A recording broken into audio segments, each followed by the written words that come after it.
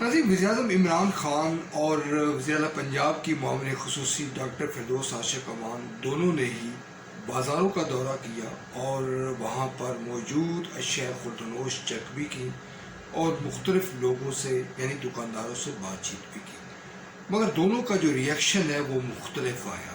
ایک چیز بہرحال اس میں متفق تھی یا مشترک تھی کہ دونوں پر تنقید کی گئی۔ تنقید کی وجوہات کیا ہیں، کون سے عوامل ہیں جو حکومت کے اچھے بظاہر اقدام کو بھی اس کے منفی اقدام کے طور پر پیش کر رہے ہیں، اس پر بات کی جائے گی۔ میں ہوں ملک ظہیر بابر۔ اگر آپ نے یہ چینل سبسکرائب نہیں کیا تو اس چینل کو سبسکرائب کریں۔ ناظرین، وزیراعظم عمران خان بغیر پروٹوکول کے، جسے اپوزیشن نے کہا کہ لاک ڈاؤن لگایا گیا، دانستہ طور پر لوگوں کو ہٹایا گیا، وزیراعظم عمران خان نے دورہ کیا، دکانداروں سے بات چیت کی۔ جو زمینی حقائق ہیں وہ یہ ہیں کہ لوگ وہاں پر موجود تھے، ٹرانسپورٹ چلتی رہی اور عمران خان خاموشی کے ساتھ گئے، دکانداروں کے ساتھ بات چیت کی، لوگوں کو ماسک پہننے کی ترغیب کی اور مختلف دکانداروں سے یہ بھی کہا کہ وہ کس طرح سے اشیاء خوردنوش بیچ رہے ہیں، کرونا کے حفاظتی اقدامات کے حوالے سے بھی تاکید کی۔ ناظرین، دوسری طرف ڈاکٹر فردوس عاشق امان نے اسسٹنٹ کمشنر سیالکوٹ کے ساتھ جو بازار میں لب و لہجہ اختیار کیا یا اس پر جو اعتراض اٹھایا، سوشل میڈیا میں یقیناً وہ بڑی تیزی کے ساتھ پھیلا اور اس پر اعتراضات کا سلسلہ شروع ہو گیا۔ ہماری جو بیوروکریسی ہے اس کی جو کارکردگی ہے وہ بھی کسی سے ڈھکی چھپی نہیں ہے۔ جس انداز میں لوگوں کی مشکلات کو حل کرنے کی کوشش کی جاتی ہے وہ بھی ایک کھلا راز ہے۔ یقیناً پاکستان تحریک انصاف کی حکومت اس وقت دباؤ کا شکار ہے۔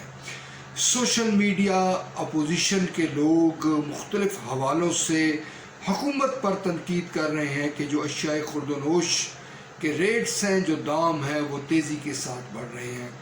حکومت اس کو کنٹرول کرنے میں ناکام ہے، مگر دوسری طرف زمینی حقائق یہ ہیں کہ ہمارے ہاں ایسا نظام ترتیب دیا جا چکا ہے جس میں کوئی بھی حکومت شاید مؤثر کردار ادا نہ کر سکے۔ انقلابی اقدامات اٹھانے ہوں گے۔ ناظرین، یقیناً یہ بات تو کوئی شک و شبے کی بات نہیں ہے کہ پاکستان میں حکومت کرنا اب کسی طور پر پھولوں کی سیج نہیں رہا، اور جب تک سسٹم کو درست نہیں کیا جائے گا اس وقت تک ایسے نتائج بھی سامنے نہیں آ سکتے جو یقیناً جس کو سراہا جا سکے۔ وزیراعظم عمران خان اگر کوشاں ہیں تو ان کے راستے میں مشکلات حائل ہیں۔ پاکستان تحریک انصاف کے لیے مشکل ایک بڑی یہ بھی ہے کہ اس کے اندر سے مختلف مخالفت میں آوازیں آتی ہیں، یعنی کہ یہ تاثر ملتا ہے کہ جہانگیر ترین کچھ کہہ رہے ہیں اور عثمان ڈار کچھ کہہ رہے ہیں، یعنی کہ عثمان ڈار نے جو رد عمل دیا ہے ڈاکٹر فردوس عاشق امان کی اسسٹنٹ کمشنر سیالکوٹ کے حوالے سے، وہ بھی آپ کے سامنے ہے اور انہوں نے ان کی تعریف کی ہے۔ یوں بیک وقت دو متضاد آراء سامنے آتی ہیں جس سے یہ خیال کیا جاتا ہے کہ پاکستان تحریک انصاف کے اندر مختلف الخیال جو لوگ ہیں یا مختلف خیال رکھنے والے ایک ہی مسئلے کے متعلق وہ موجود ہے۔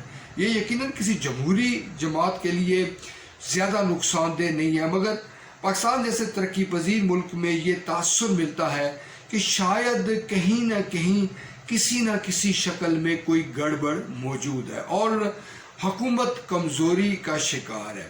چونکہ پاکستان میں یہ کلچر فروغ نہیں پا سکا کہ پارٹی کے اندر رہ کر پارٹی کی پالیسیوں کو تنقید کا نشانہ بنایا جائے، یا دو مختلف جو وزراء ہیں وہ ایک ہی مسئلے کے متعلق مختلف بیانیہ رکھیں۔ یہ ہمارے یہاں کلچر نہیں ہے۔ چنانچہ جب ایسی صورتحال ہوتی ہے تو تنقید بھی کی جاتی ہے اور کسی بھی حکومت کے حوالے سے یہ کہا جاتا ہے کہ وہ اس کی بنیادیں کمزور ہیں، ان کے اندر اتفاق اور یکجہتی نہیں ہے۔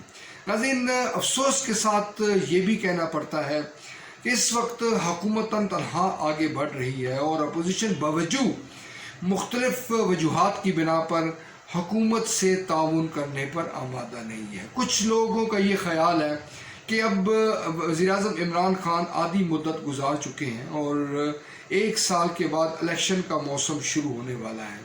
آپ دیکھیں گے مسلم لیگ نون، پاکستان پیپلز پارٹی وہ میدان میں موجود ہوں گے اور حکومت پر تنقید کریں گے. چنانچہ اب یہ کہا جا سکتا ہے کہ جو مشکلات ہیں، جو مسائل ہیں، وہ پاکستان تحریک انصاف کی حکومت کو خود ہی فیس کرنے ہیں. وزیر اعظم عمران خان کا باہر آنا ہو، عوام سے ملنا ہو، یا ڈاکٹر فردوس عاشق امان کا، اس روایت کو جاری و ساری رہنا چاہیے. اور اس روایت کی بنیاد پر دیگر جو MLAs ہیں، دیگر جو پارٹی کے اراکین کے جو لوگ ہیں، ان کو بھی سامنے آنا چاہیے اور اپنے حلقوں میں جا کے لوگوں کی مشکلات کو حل کرنا چاہیے، لوگوں کے مسائل کو سننا چاہیے، تاکہ لوگ ان پر کو اپنے مسائل کو بتائیں اور کسی نہ کسی شکل میں عام آدمی کو ریلیف ملے.